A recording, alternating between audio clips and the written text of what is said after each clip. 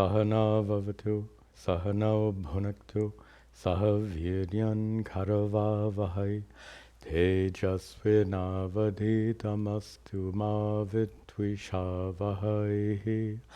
Om Shanti Shanti Shanti. Om. Om. Test one. Okay. Very good.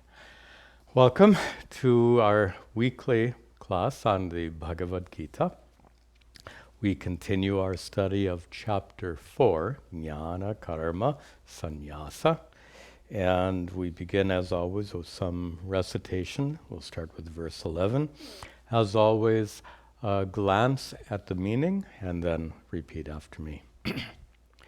Ye yatha mam prapadyante, ye yatha mam prapadyante, tans tathaiva bhajamyaham, tans tathaiva bhajamyaham, mama vartmanu vartante, mama vartmanu vartante, manushya partha sarvashaha, Manushya partha sarvashaha kangshanta karmanam siddhyam kangshanta karmanam siddhyam yajanta hiha devataha yajanta hiha devataha kshipram hi manushe loke kshipram hi manushe loke Siddhir bhavati karmaja, siddhir bhavati karmaja, chatur varnyam maya srishtam, chatur varnyam maya srishtam, guna karma vibhagashaha, guna karma vibhagashaha, tasya kartaram api mam, Tasya kartaram api mam, vidya kartaram avyayam, vidya kartaram avyayam, namam karmani limpanti, namam karmani limpanti, name karma phale spraha, name karma phale spraha, Iti mam yo bijanati, iti yo mam bijanati, karma bhir nasabadhyate, karma bhir nasabadhyate, evam jnatva kritam karma, evam jnatva kritam karma. Purvarapi mumukshubhihi, Purvarapi mumukshubhihi, Kuru karmaiva tasmatvam, Kuru karmaiva tasmatvam, Purvaif purvataram kritam, Purvaif purvataram kritam, Kim karma karmeti, Kim karma karmeti, Kavayo pyatra mohitaha, Kavayo pyatra mohitaha, Tate karma pravakshyami, Tate karma pravakshyami, Yajñatva moksha se shubhat, Yajñatva moksha se shubhat, Karmano hyapi bodhavyam,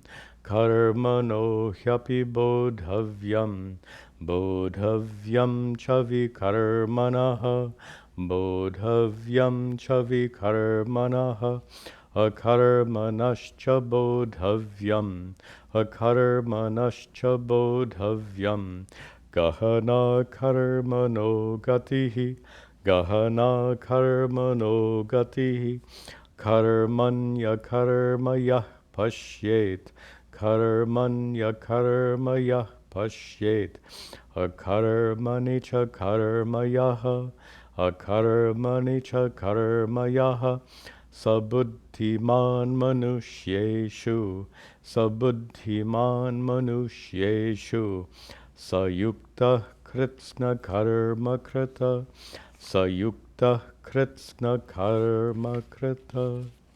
Very good. Nice topic that we'll begin today. Let's return to where we left off. We had finished verse 12. And beginning with verse 13, actually not the first half, but beginning with the second half of verse 13, we begin a discussion about how fundamentally you are not a doer of actions. That is, with regard to Atma, your true self, Satchidananda. You are not an agent of action. You are not a karta. Karta means agent of action. Sri Krishna will explain all that in detail. After this brief, the first half of the verse has to do with the four varnas, which we now call the four castes. We'll discuss that. Let's pick up the thread. Ch.4 varnyam maya srishtam, Ch.4 varnyam maya srishtam, Guna Karma vibhagashaha, Guna Karma vibhagashaha, Tasya kartaram api mam, Tasya kartaram api mam, Vidya kartaram avyayam, Vidya kartaram avyayam. There are several references in the Bhagavad Gita to the four varnas, the four so-called castes, Brahmana, Kshatriya, Vaishya, and Shudra. And this, of course, is a very, I won't say controversial, it's a very heavy topic. Not controversial because of the caste system is not a matter of controversy. It is a terrible burden on modern Indian culture, on medieval Indian culture. One might argue that in ancient times it fit more nicely into culture, but that's not our modern perspective. Our modern perspective is the caste system is a social evil. And in this reference, you can actually get some sense of how what started out in ancient times as a natural social structure that was not a social evil in ancient times, how it became a terrible social evil in modern times. Look at the reference here. He says, Maya srishtam, by Maya, by me, Shri Krishna is speaking here, srishtam was created. What was created? Ch.4 varnyam, a system of four varnas for what we now call castes, these four social groups. And now you might jump to an interesting wrong conclusion here. This terrible social evil was created by Sri Krishna. He says so himself, Maya srishtam. But what he created, the four groups he created them how? And there's a very important adverb in the next line. How? Guna, Karma, vibhagashaha. He created the four groups, the four varnas, vibhagashaha, according to karma, the actions performed according to guna, according to one's qualities. And this word guna, of course, is a reference to the three gunas, sattva, rajas, and tamas. Sattva, the principle of purity and balance. Rajas, the principle of passion and desire and extroversion and activity. And tamas, the principle of darkness, of ignorance, of lethargy. And these three gunas not only they characterize the world around us. You've heard me say several times. In modern times, we characterize the world as being comprised of matter and energy. In ancient times, they characterized the world in terms of these three gunas. So the three gunas, sattva, rajas, and tamas, form part of what we'll call a pre-scientific worldview. But the three gunas describe not only the world, the three gunas described human nature and human behavior. And what was said is that every single human being has these three qualities present within them. And present, for example, in our minds are present all three of the qualities, sattva, rajas, and tamas, are all present in our minds. But now here's the key observation. And this is an observation made by the commentator, Madhusudana Saraswati, who goes into great length describing how the relative presence of sattva, rajas, and tamas, their proportional presence, I should say, the predominance of one guna or another is what determines whether one is a brahmana, kshatriya, vaishya, or shudra. So Sri Krishna says here that he created these four groups not as lineages by birth. That's our modern conception. Be sure to separate this now.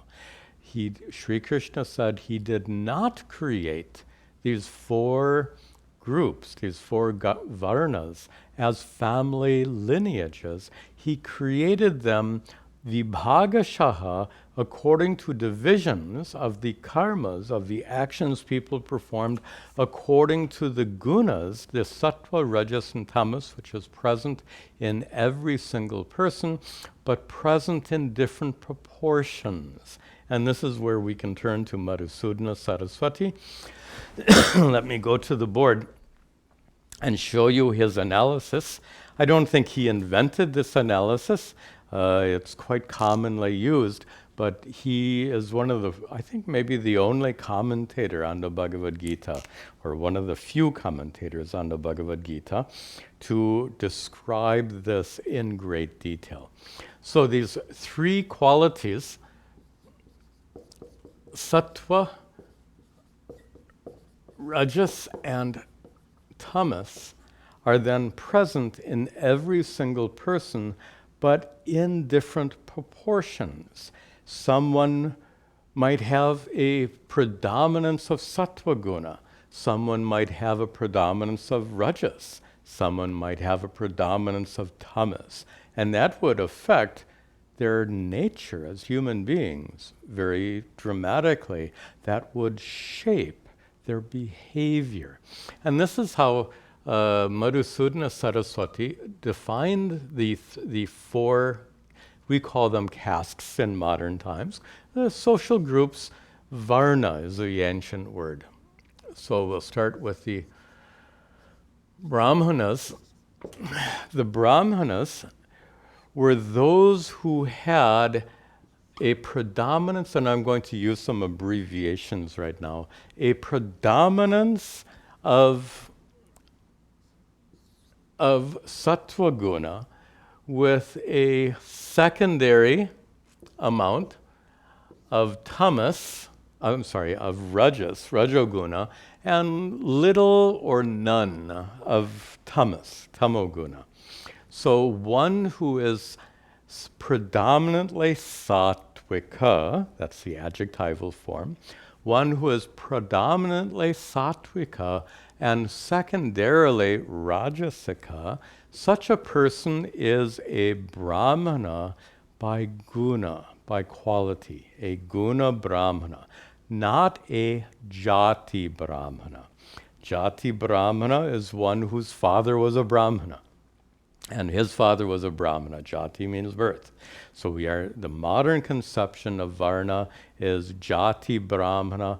But Sri Krishna's concept of the four varnas is guna, is in terms of guna, karma, vibhagashaha.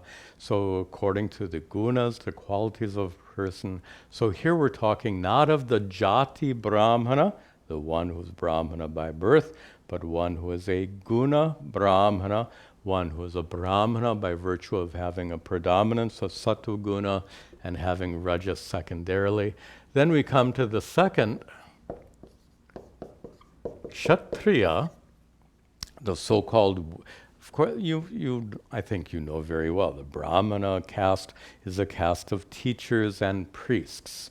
The Kshatriya caste is a caste of warriors and leaders, politicians. And according to, this is Madhusudana's analysis, a Kshatriya is one who has a predominance of rajas and has secondarily sattva guna. So notice the reversal between Brahmana and Kshatriya. They both have a lot of sattva and rajas, but Brahmanas are primarily sattvika, and Kshatriyas, very powerful, are predominantly rajasika, with a sattva guna in a secondary role. Then we come to Vaishyas, and the Vaishyas, were, I think, merchants and farmers would be the general classification here. A Vaishya, in ancient times anyway, were merchants and farmers. Madhusudana characterizes them as having a predominance of rajas. Of course, they're actively engaged in their merchant activities, trade, and they're actively engaged in to do farming is very physically demanding. So not surprisingly, they have a predominance of rajas, as did the Kshatriyas. But the difference here is secondarily tamas. Whereas Kshatriyas had rajas, but secondarily sattva guna. Vaishyas have a predominance of rajas, but secondarily tamas as the guna. So that the presence of tamo guna, maybe we could put it like this: the presence of sattva guna elevates the Kshatriyas, and the presence of tamo guna brings down the Vaishyas, so to speak. And then finally, the Shudras. The Shudra, laborer, a paid laborer and employee. And I smile when I say this, because nowadays, if you have a job and work for an employer, by your activity, regardless of your birth, if you are a paid employee in this ancient structure, you would be considered a Shudra. And the Shudras are now defined as one who has a predominance of tamas, tamoguna, and one who has rajas secondarily, and little or no sattva guna, obviously. So here we see the Shudras. Remember, this is a system to describe the behavior of people according to their gunas. And their behavior is categorized in this fourfold way. A person is a Brahmana if their behavior is driven mostly by sattva guna, secondarily by rajas. A person is a Kshatriya if their behavior is driven by rajas and secondarily by sattva guna. A person is a Vaishya, again, not by birth. A person is a Vaishya if their behavior, guna karma, that karma means behavior. If their behavior is driven by rajas and secondarily by tamas, and a person is a Shudra not by virtue of their birth. A person is a Shudra if their behavior is driven by a preponderance of tamas and secondarily rajas. So this is the analysis given by Madhusudana Saraswati, and it's used quite widely. I think it existed long before he wrote this commentary. All right. So now just to tie up this topic and then move on. The take-home message here is that according to Sri Krishna, Sri Krishna created these four groups, Guna, Karma, Vibhagashaha, according to the differences of their behavior, according to their gunas, their inherent natures. And therefore, the social order that Sri Krishna created or invented was a natural social order, natural social divisions. And when I say social division, people who are similar tend to congregate. People who have a lot in common tend to congregate. I'm always amused if you go to a social gathering. You'll find, if it's a large social gathering, you'll find all the ladies are in one place, often in the kitchen. All the men are in another place, maybe in the living room, and all the youth are in a third place. Now, those are social divisions. Don't tell me there's any discrimination going on there, caste discrimination. No, it's a natural division according to the nature of these three groups of people. So in ancient times, the caste system that Sri Krishna invented or created was based on these natural qualities. So someone who was naturally sattvika was a brahmana. Someone who was naturally rajasika was a kshatriya or a vaishya, etc., etc. Notice Sri Krishna did not say he created these varnas according to jati, birth. Look at the message here. Sri Krishna created a guna-based caste system. Then who created this jati-based caste system? You know the answer to that. We did. Human beings did. It's a long, complex story. I don't want to get into details, but it's not hard to trace how these four divisions were manipulated selfishly and creating divisions that benefited certain people and divisions that really held other people down. The point is that it was created by people, not created by Sri Krishna. And a good place to conclude this discussion, we could spend, if we got into this in detail, the whole class will go. But one important observation then is we could say Sri Krishna invented this guna-based caste system, not a jati-based caste system. Human beings created the jati-based caste system, which became the root cause for so much discrimination and social injustice. So we can then conclude that the harmful nature of the caste system is not due to its origin, but due to what human beings did with it. And in which case it's not a religious problem, it's a social problem. And nice to distinguish. The caste system is a terrible problem, but it's not the fault of religion. Sri Krishna is not the source of the problem. Human beings are the source of the problem, therefore. It's a social problem. Let's stop here, otherwise if we go further, the whole class will go. This is a little bit of an aside, but perhaps an important aside, and I think Madhusudana's analysis is very apt. But really speaking, Sri Krishna is saying this not to comment on the caste system, but to comment on what it is to be a doer, an agent of action. In Sanskrit, agent of action is karta. And he says, in the third line now, tasya kartaram apimam. He says, Api, even though, Mam, even though I am the Kartaram. Karta is agent, and here Kartaram is the same word in an accusative grammatical case. Don't worry about that.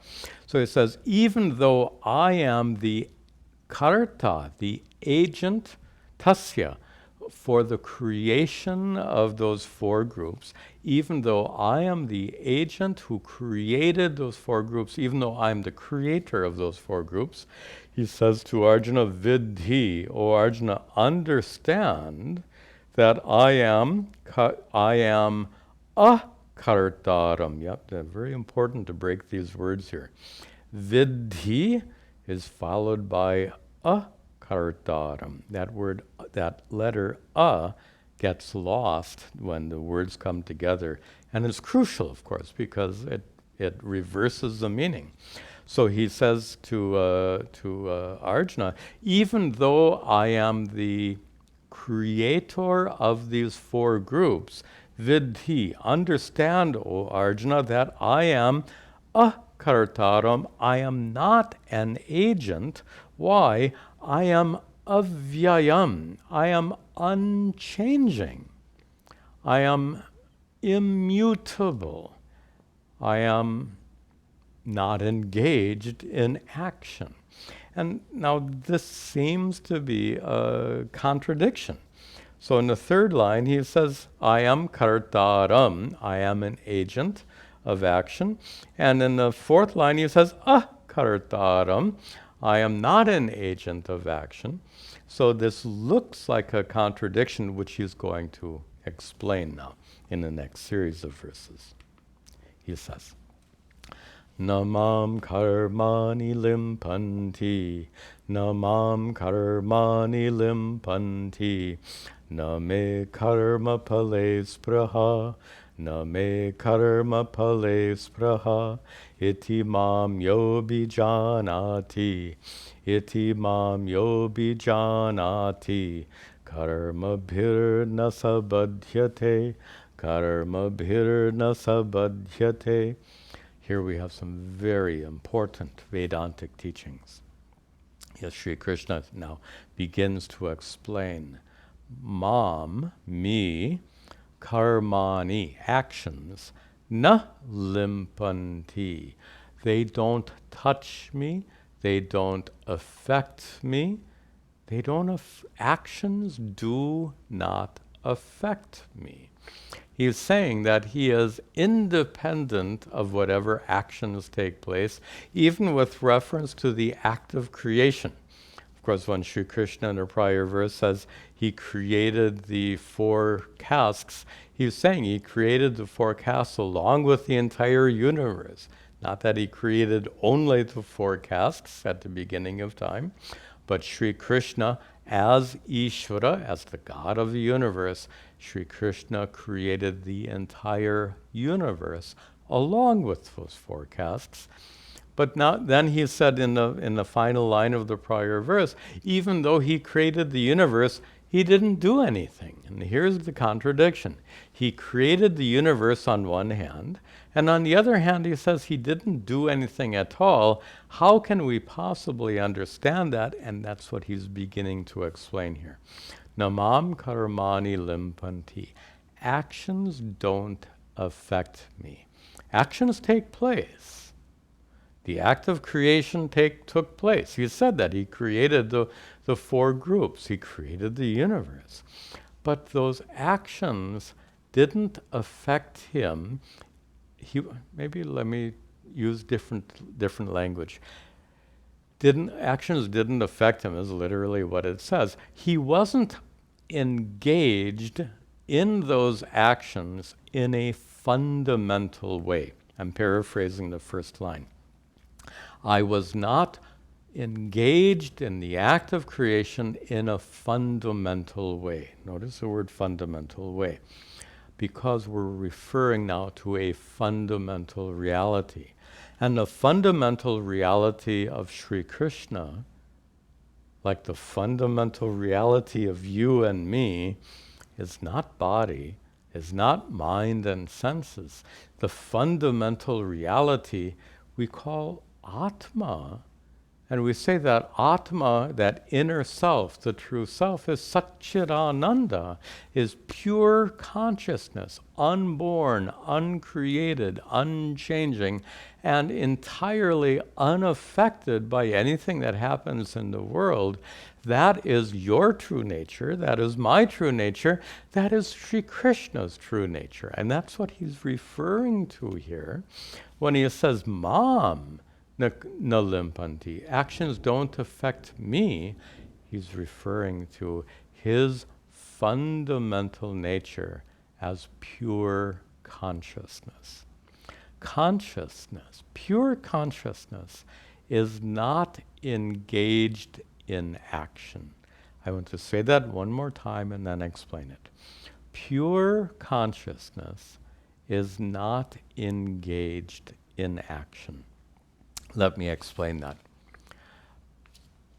When we talk about consciousness, as you've heard me say many times before, we're not talking about a concept. We're talking about the consciousness that's present in your experience right this moment, the consciousness by which you know what's going on around you, the consciousness by which you know what I'm saying. Now, we have a lot of confusion about that consciousness, and one of the many kinds of confusion about that consciousness is that consciousness itself is the agent of action. Karta, agent of action. Doer, to use a simple word. Is it true that consciousness is an agent of action? And to explore this, let's explore it like this. A little while ago, you decided to watch this video. You made a decision. A decision is a mental action, right? A decision is a mental action. And some half hour ago, you took a decision. You made a mental act of deciding to watch this video. Now the question is, who made that decision? Did consciousness make the decision, or did the decision arise in your mind? Notice the distinction we're making. Consciousness reveals the activities of your mind. Activities of your mind include cognitions, thoughts, include perceptions, everything you see, hear, taste, touch, and smell, all of your emotions. All of this takes place in your mind. So does decision making, correct? Decision making is a mental activity. Decision making, if you break it down into parts, is you consider what are various options about things you could do. You evaluate various options and you choose one of those various options that you can do, and you engage yourself in that activity. That's what we call decision making. It's a purely mental activity. And here's a key question. Are you aware of the fact that you decided to watch this video? Are you conscious of the fact that you decided to watch this video? You made a decision. Do you know you made a decision, or do you not know you know you made a decision? You are conscious of your mind's activities. You are conscious of the decision-making activity of your mind. Therefore, the one who decided to watch this video was not consciousness, not your true self, but rather your mind. Decision-making is an activity of your mind, and now we can generalize it. And that is to say, all actions are done with the help of our bodies. To do an action, you require an instrument. What is the instrument of action? Obviously, our bodies are instruments of action. Our sense organs, when you see, That's a perceptual action, activity. And our minds are so, have so many mental faculties, mental powers, powerful instruments. The actions we do in life, whether those actions are kayika, actions done with our bodies, whether those actions are vachika, actions done by our speech, or whether those actions are manasa, actions done with our minds, all of those actions are not done by consciousness, not done by Atma, because consciousness is the sakshi, the awareful witness, the uninvolved witness, the silent witness, the detached witness. The point I'm making is that Atma, as the witness of your mind's activities, Atma is not engaged in those activities. Your mind is engaged in activities. Your body and senses are engaged in activities. Atma itself is not engaged in any activity whatsoever. Even the activity of observing, even to watch your mind's activities, is not an activity itself. Your mind is active, but to merely know your mind's activities is what it means to be a sakshi. To merely observe your mind's activities is not an activity itself. Therefore, Atma is actionless. Atma is not an agent of action. Atma is akarta. Karta means agent of activity. Atma is akarta. Atma is not an agent of activity, not engaged in action, not involved in action of any kind. And that's the understanding that Sri Krishna is referring to here. He says, Namam karmani limpanti. So Sri Krishna understands the nature of Atma very clearly. Therefore, he says that the actions done by Sri Krishna's body and mind, the actions done by Ishvara, the actions done by Ishvara's mind can create the universe.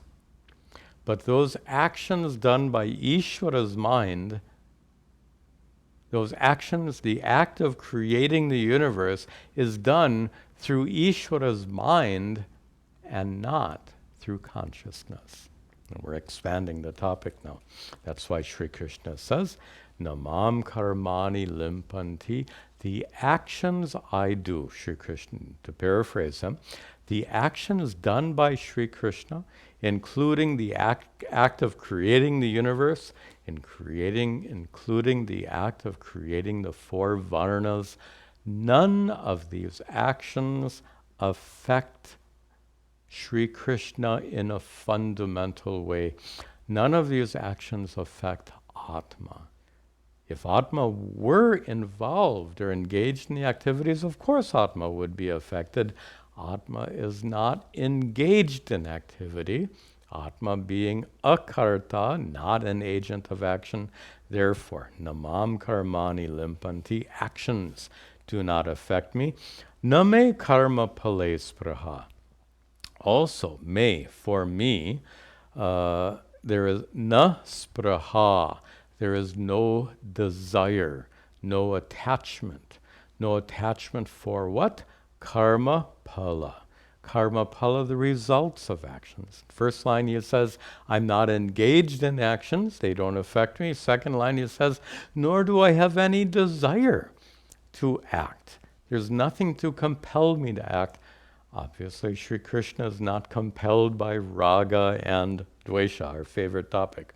There's no compulsion of raga dvesha for Sri Krishna. So he now he's making a point now in the second half. Iti, thus. Yaha, one who mam abhijanati, one who abhijanati, one who understands mam, me, thus, iti, thus. One who understands me thus, meaning what? One who understands that Sri Krishna, in a fundamental sense, as Satchidananda Atma, is not the agent of creation, not the agent of any action whatsoever. To paraphrase then, one who understands Atma to be actionless. Again, Atma is consciousness. Your consciousness, the consciousness that's present right now. You're engaged in an activity, the activity of watching this video. But when I say you are engaged in this activity, it means your body, mind, and senses are engaged, actively engaged. You're thinking about what's going on. And consciousness, your essential nature, just illumines your mind, revealing whatever happens in your mind without itself being engaged in those activities. Iti mam yobijanati, one who understands the actionlessness of Atma, for that person, saha, in the last line, saha, that person, na badhyate, that person is not bound, karma bihi, by actions. One who understands Atma to be actionless is not bound by karma.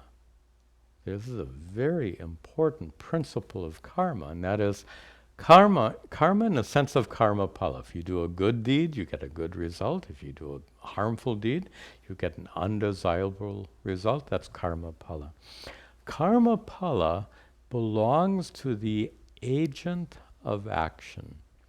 The one who does an action receives a result. Makes sense. The one who does an action receives the results. If Atma is not an agent of action, if Atma is actionless, then Atma doesn't receive the results of actions we commit. We commit good actions and bad actions. We accrue papa karma and punya karma.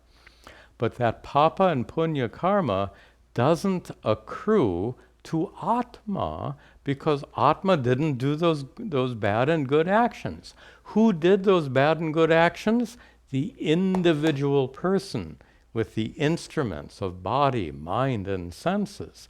Therefore, karma belongs to the individual person, jiva. We call that individual person in a prior class. Karma belongs to jiva, the individual person. Karma does not belong to Atma. Why? Atma is not the agent of action. Therefore, saha, one who knows oneself to be Satchidananda Atma, one who is enlightened, karma bihi nabhadyate, that person is not bound by karma, that person knows I am Satchidananda Atma, therefore, as Satchidananda Atma, I am not affected by karmas, punya karma and papa karma. Let's continue. Evam jnatva kritam karma, evam jnatva kritam karma, purvarapi mumukshubhihi, purvarapi mumukshubhihi, kuru karmaiva tasmatvam, kuru karmaiva tasmatvam, purvaif purvataram kritam, purvaif purvataram kritam. Sorry. So Sri Krishna now continues. Evam jnatva, jnatva, knowing evam, thus. Knowing thus meaning what? knowing that your true nature as pure consciousness is not an agent of action, not engaged in activities, and therefore not subject to the results of action. This is what we mean by transcendent. We say Atma is transcendent, transcending the world. Here, Atma transcends karma. Atma is neither an agent of action, nor is Atma subject to the results of action. Evam jnatva, having understood this. And one who has understood this is one who is enlightened. So having understood this properly, having become enlightened, kritam karma kritam, karma actions, kritam were done by whom? Mumukshubhihi, by seekers of wisdom. Purvaihi api mumukshubhihi, by the purva, the ones who came before, by those ancient seekers of wisdom. And here, ancient seekers of wisdom, not so much that they're seekers, but they're finders of wisdom. They're those who became enlightened. They were seekers, but they became enlightened. So the enlightened ones in ancient times were engaged in karma, kritam karma, they were engaged in action, evam jnatva, understanding in this way. Which is to say that the ancient enlightened ones were engaged in karma, knowing that their true selves, as Satchidananda Atma, their true selves as pure consciousness, they understood that pure consciousness does nothing, but rather that action was done through the instrumentality of their bodies and minds. The ancient enlightened ones were engaged in action with this enlightened understanding. And in the same way as the ancient ones engaged in action with this enlightened understanding, in the same way, Sri Krishna addresses Arjuna in the second half, in the same way, Arjuna, you too, you should engage in this action of fighting on the battlefield. You should engage in the action of fighting this war, but with that wisdom. The wisdom that the ancient sages had. The wisdom that while you're on the battlefield, Arjuna, your body, mind, and senses will be engaged in action, but not your true self, Atma. That's what he says to Arjuna in the third line, tasmat, therefore, at the end. Tasmat, therefore, Arjuna, tvam, you kuru karma eva. You should do karma, action. Therefore, Arjuna, you should be engaged in action, but how? Purvaihi purvataram kritam. You should be engaged in action like the actions done of those ancient sages, by those ancient sages. So as at the first half, he said, the ancient sages engaged in action with the enlightened understanding that Atma doesn't act. And now the message to Arjuna, O Arjuna, you should act in the same way. You should act with the same wisdom. You should go out onto the battlefield and fight, knowing that your true self, as Satchidananda Atma, you don't act. And since you don't act in a fundamental sense, action is done by the body, mind, senses, but in a fundamental sense, you, as Atma, you don't act. Therefore, and this is addressing Arjuna's concern, Arjuna was so concerned that if he fought on the battlefield, he would accrue all kinds of bad karma and suffer as a result of it. Sri Krishna says, hey, if you act with this proper understanding, this enlightened understanding, I've called it, if you act with this enlightened understanding, you will not be affected by your karma. It comes down to a matter of fulfilling your duties, and when we fulfill our duties, we are not affected by that karma. A little tangential, we'll leave that aside. Now, to proceed. Let me introduce this first. What we've just been through is fairly heavy, right? To understand that at one level, as an individual person, through the instrumentality of your body, mind, and senses, as an individual person, jiva, you are engaged in action on one hand, but on the other hand, you're not engaged in action. From the perspective of your true self, Atma, pure consciousness, from that perspective, you're not engaged in any action whatsoever. This is a profound and important Vedantic teaching. And it's likely that Arjuna was confused at this point. And the reason I'm suggesting that is Sri Krishna addresses Arjuna's apparent confusion. Look at what Sri Krishna replies here. Sri Krishna doesn't reply. Sri Krishna appears to recognize that Arjuna has become very confused.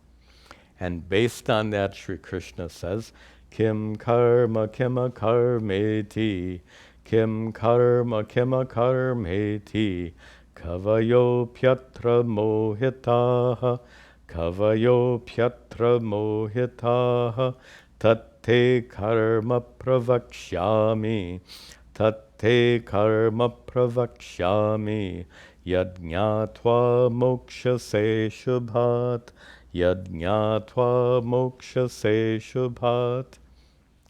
So Shri Krishna says, start in the second line, kavayaha api atra mohitaha. Atra, here, with regard to this particular topic, kavayaha api, even the ancient kavis. Now, kavi often means poet, but here kavi is used in a more fundamental sense. Kavi really means wise ones. Traditional definition is kranta darshi, one whose thinking goes beyond. So wise one. So take kavayaha, literally means poets, plural. But here, don't take it as poet, take it as wise ones. So kavayaha api, even the wise ones, mohitaha, were confused atra, with this topic that Sri Krishna has just been saying.